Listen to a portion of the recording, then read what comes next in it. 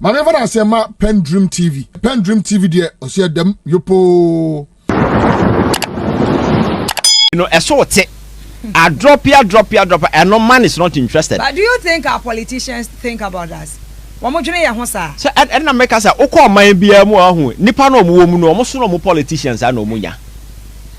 Yes. Oh yeah. Because and America say if you go to any failed state be a fail biya no. Nipa no like here they say the people are sponsors and accomplices. Nobody is innocent. Nobody is innocent. No, like to say me.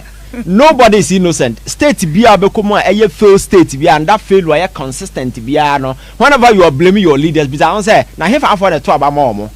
You are part of it because I told the obenya yeah kase o minor failing na betiesi abontin de do kwa boy ase akuya ho for political differences. So we are sponsors and accomplices of this whole criminal whatever your friend the governance and your set over the years, you know. So nobody is innocent. You are guilty. So but very often, you know, it's so easy. So be you who free na wa blame obi na bizansa politicians so move Japan na buy na so move Cambodia. Ayo be sister, ayo be brother, ayo be mpana, ayo be papa, ayo be mame, omo free abusuam, omo okro mu free so. Ya nkasa ye nkrofo ebi. In recent times cry they been free modwuma mu e no mo aba politicians beboa.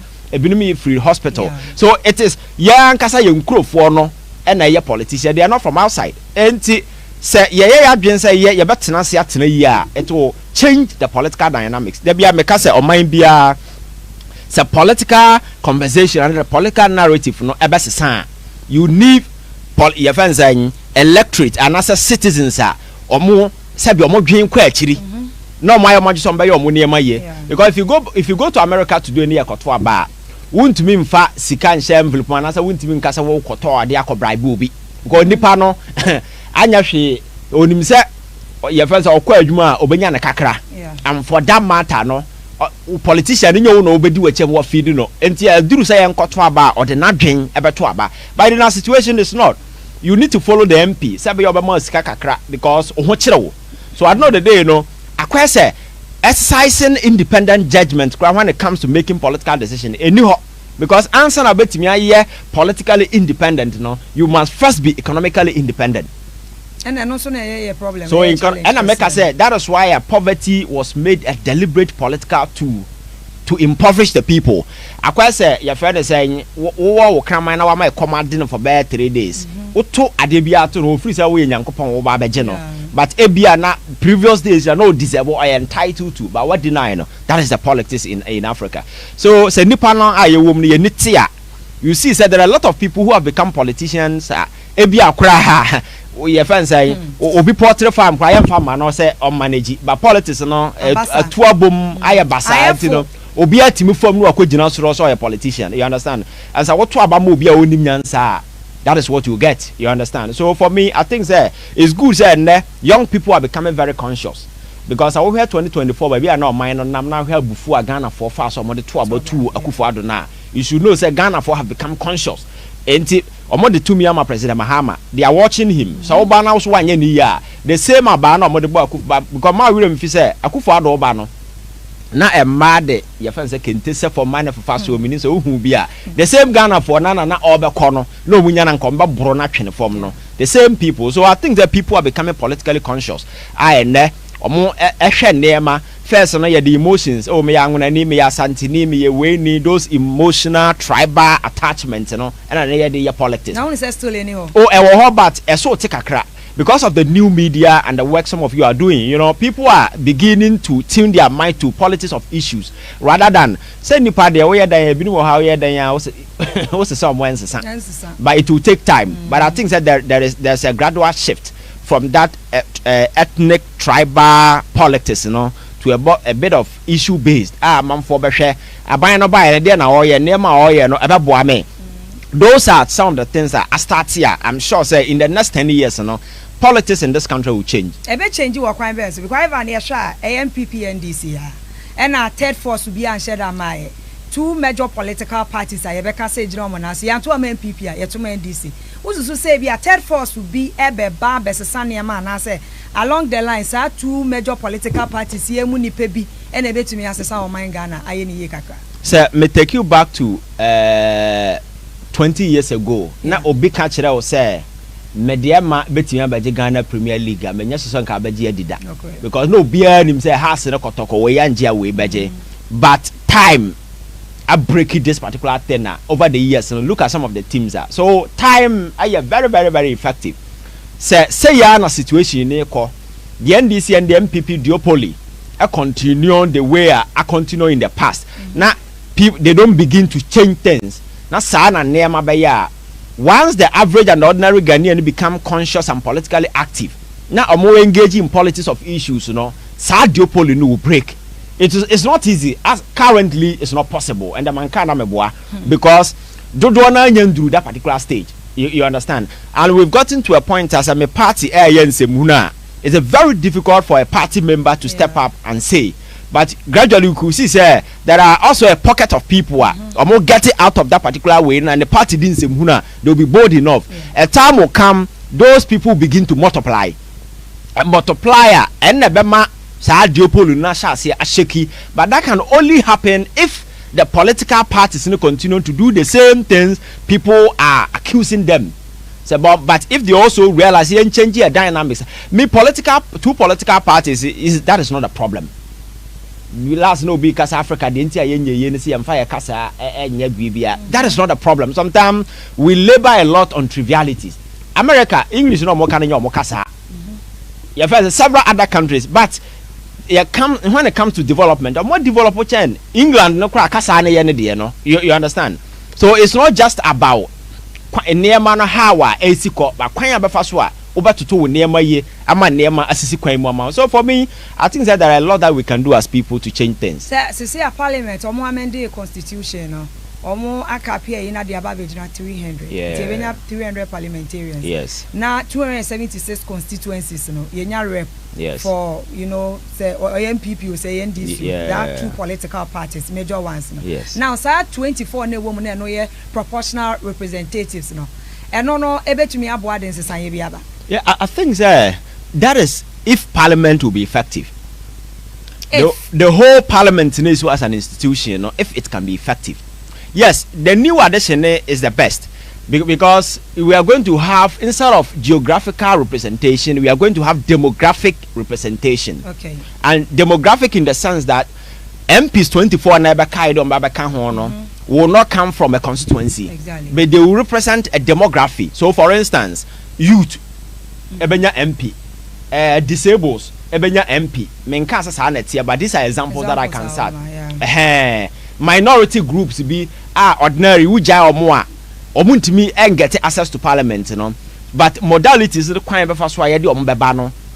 we don't know, but it will amount to nothing if parliament remain what it is today. Effective, you understand? Because parliament you are turning into extension of political party offices. Instead of thinking about the larger national agenda, it's about partisan politics. So I know the day so over here and nema bebree akoswa parliament and pay attention to. For instance, when it comes to oversight responsibilities, Parliament, me Prime Minister, we ebisano sika semne and near man. Say over the years, we had near my former course of Chrome Hanina, a banner saying, and a sign of money, a course. At what point, and a Parliament realize you're coming into an attention, say, as a mere sign near my way. You understand? So, and sometimes, Oko Parliaments, most of them, a ministers are coming free. And I think that it's very, very important, say, we had new constitutional amendment, and a banner, yaka say. Constitution is a majority of ministers should come from parliament. May I was calling for total disengagement. We MP at baby ministers should come from a different angle. My reason is somebody will be able to focus on Juma. And when a minister is an MP, the scrutiny and the oversight responsibility parliament exercise over that minister but a very wary. Because for their colleagues. So most of them are more vetting crana, so more vetting as a Nipani MP. Look at how I first treating Nipano as compared to an outsider. You understand? So I think there must be that clear distinction. Now, baby, you must focus and do your work, and let the minister also do his work. But I think that the Constitutional Review Committee, proposals say there might be some bit of where president might need from parliament. So okay, say cut in a hand cross on pick will be from parliament. That might also not augur well because there might be a certain person be our parliamentar. You will need that person as a minister. And there is this sort of flexibility. a president no so person oyi a ena no enhye ni so say esa ofa dodo na free parliament na mbom betimi afa bi afri ho de omaba and for me that is a good call.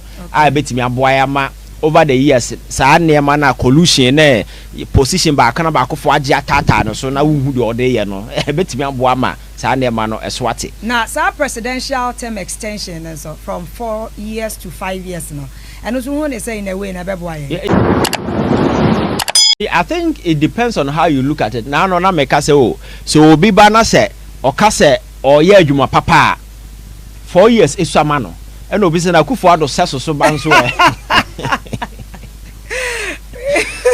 so we are always looking at the positive side without looking at the other side too, because we can have a good president who come and do good things. Now, even nipa de cancer, then I'll catch you. Sir, a debate na ye. When you will be a financial example, say a former president. And they went to me and correcting it. Oh, and I say your friend say it's a good example of bad governance. Agufo is a good example of a bad governance, to be very honest. And you know, I'm sure so no atifi na or kaka na you know come back. No, who or no, he will understand. So it's good, but I think that President Kufuor exit power no cancer same way. But for me, I think that 4 years plus extra year 5 years, it's okay. It's okay for me. It's not something that naturally I will not propose it, but will be the banner say your friends a would see a conversation. And for me, I think that is good because it will be by your president. You have that 5 years. 5 years, I would see another a decade, 10 years. 10 years is enough to do whatever that you want to do. Excuse be any baby. Excuse be any baby, because if you look at that part of the world, so what ya then when we are ba over German say, and this 2 years no might not be enough though. But I think if you're able to put up the necessary structures and the way, America is not worried about 4 years or 3 terms. Do you know why? Because the system is structured in such a way, say the machinery is now running your mind is intact. Yeah. We are president, you can't do much. The area betimi working a foreign policy and yeah, exactly. Because the machinery running the economy, the machinery running education, everything is intact. You can't cause much. I render the wheels ineffective until you focus on one angle. See, you do that particular point now. Personality leadership is important. You need structures and systems so that in the absence of whoever, because my point in say. So one nipa 40 years krana obeko.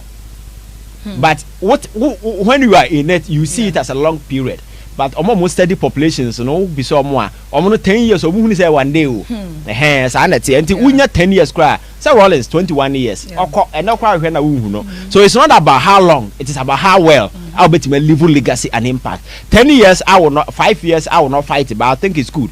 Let's see how things are going to work out. But me say yam fan near bi anka ho a ye be kwa baba be gina ba bi egina ya ko ye nua no ma wa Africa e bi no ma ye I na o stand from 4 years to 5 years because answer change be na ba what I say because they have failed to build the necessary structures I betimi abo ma 5 years na ye effective say ye ntimi anya sa na ma no ama 5 years na anya effective now it's just a number that we are selling to the electorate trust me. Nothing better will come out of it. Okay, but in a fight against friends and corruption, so far it is saying.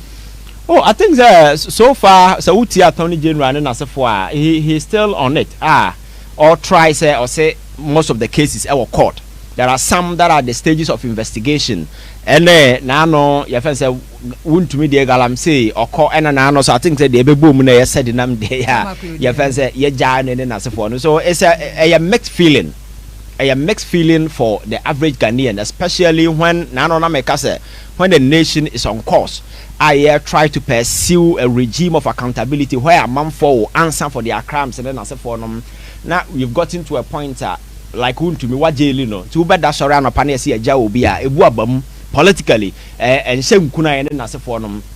And Obia, or they are turn on say, but say they are Ghana, we are moving no, you have to draw and step. Hey, are we really serious? You begin to ask that questions. But on the other side too, so what's now flip to the other side, and you want to be very honest, objective. Now kofa judgment now most more come now yes. Then you know say nipa shall say ya jumafun e okroma.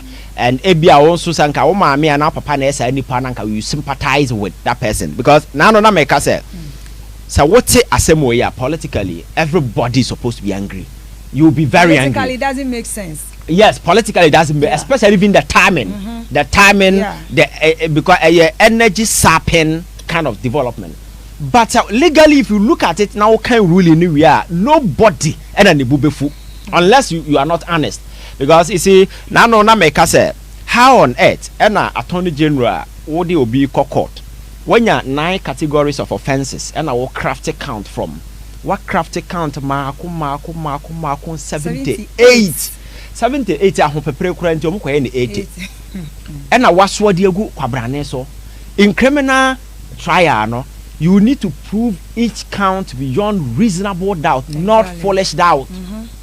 Enti bisa won say wo be ye dan na watimi approve sa niema we nyina within a context of 9 categories. Enti wo hia maame no na onni ha odwa na ye nti ne ho abufuo e na yakeka niema no gu ni so sa na ye ne kotom.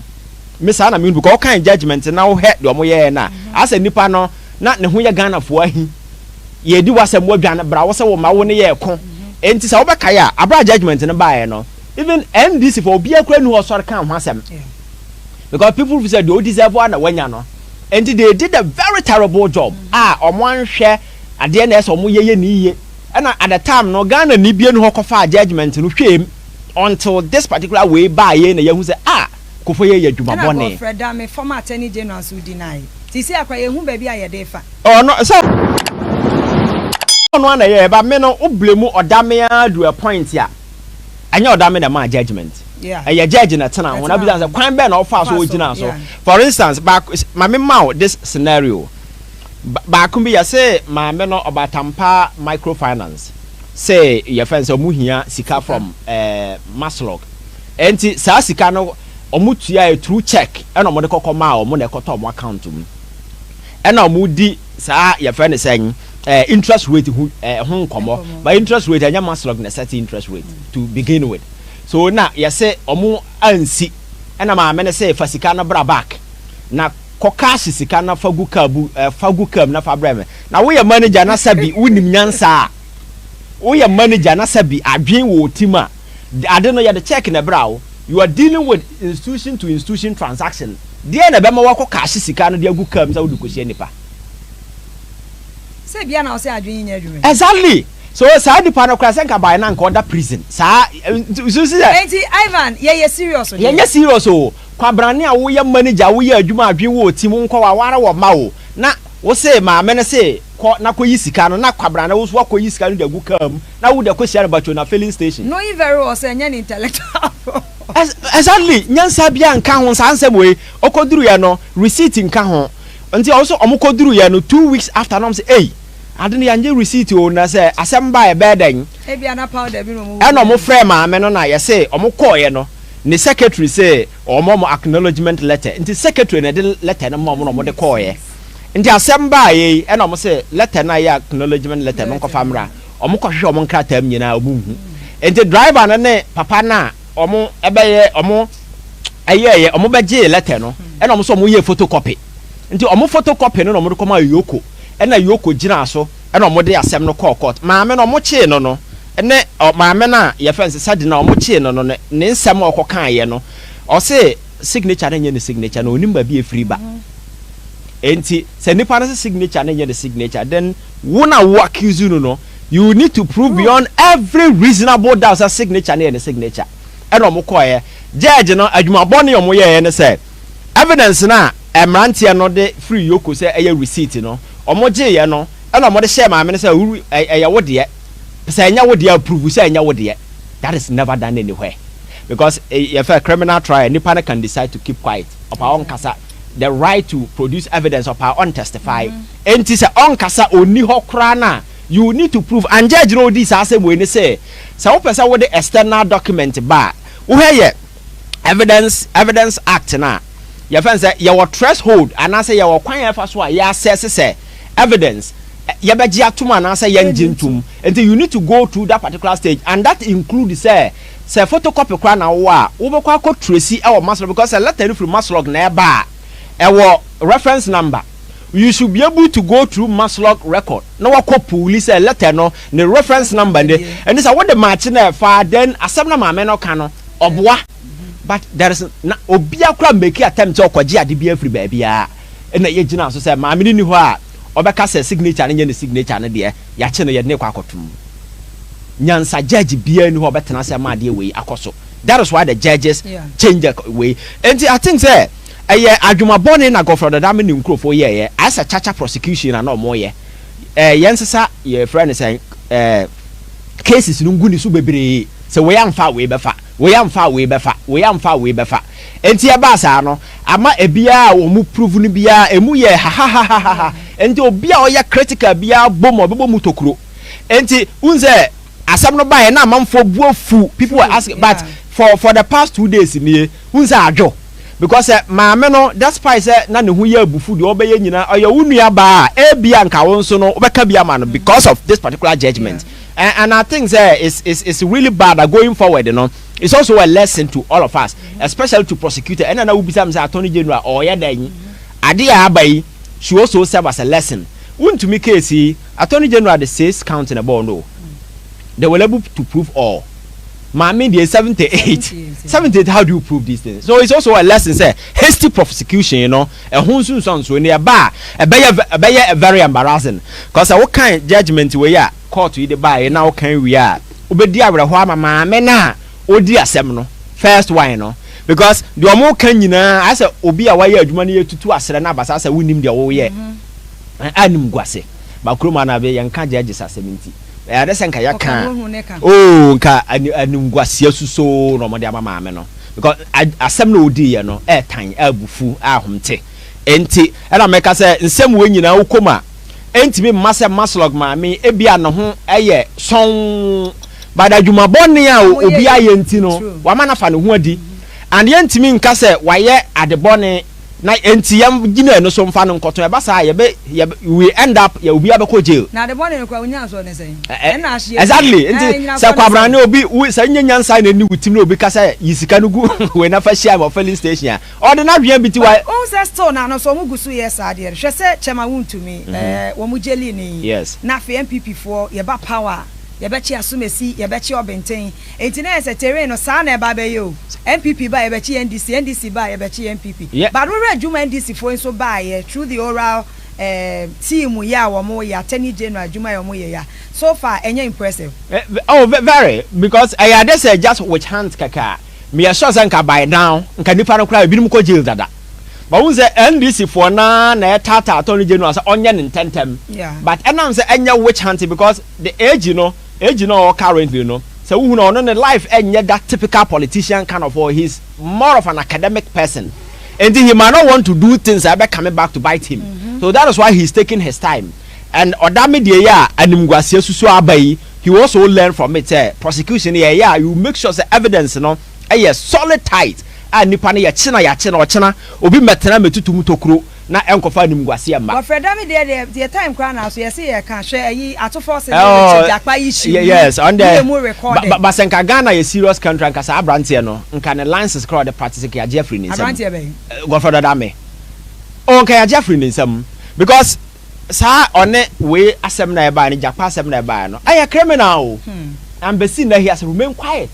That particular case ought to be investigated because as an attorney you need to be candid. People should be able to trust you. Oko America your friends Donald Trump na dam for be Giuliani na say kwa no yare no ye lawyer no ye mayor for New York perjury and na and sa campaign funding for Donald Trump on the lances are all the practice as attorney you different in some but okay say what can say we are not serious as exactly so if we are serious our governor that may will not even go to court defending criminals today and we are this is a gentleman who was attorney general say or defended government and I want defend more and the time no nipa say osi omo kwan say omo mokro no bokro no o free attorney general and or na be defense for people who are alleged to have stolen and you say be we obi adwin kwa chi kakra I'm not sure say be adwuma be so your politics na adem gwase on this corruption issue I think say ECJ adwuma ko no somewhere 2023 utie Samuel Atamosa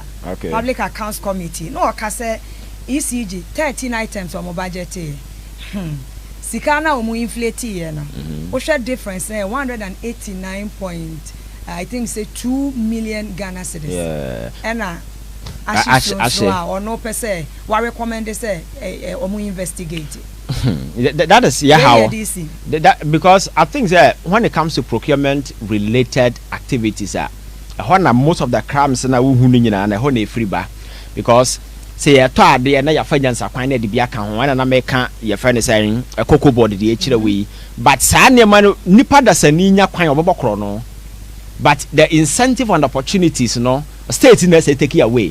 So when the state show say when you do this, there are consequences for you. Nipa a bit general but in an arena where there are no consequences there. Obia be ya or ya fa no that's a recommendation they say in Crofona or Mosasha I was running. Oh, definitely. And I think the prosecution and entina na na tribunal no ba na man for fighting. I think the space is needed in some nusa. Because crimes no cause be brave. We need to because what's the one now head there or how na man there man for come now where kwaya man for faswa or more profit from the system in a manner ye ya. Emma and the hate for politicians no way no ekoso ko nipa na tena na head there ekoso ha na head there ekoso ha. There is no match. So I think there are more that we can do. You see, oh yeah, but I think the narrative will change because yes. PENDREAM TV now so far so good. Say open online portal e Ghana. Nipa share, nipa follow, nipa comment here. To my best of knowledge, without any biases, PENDREAM TV.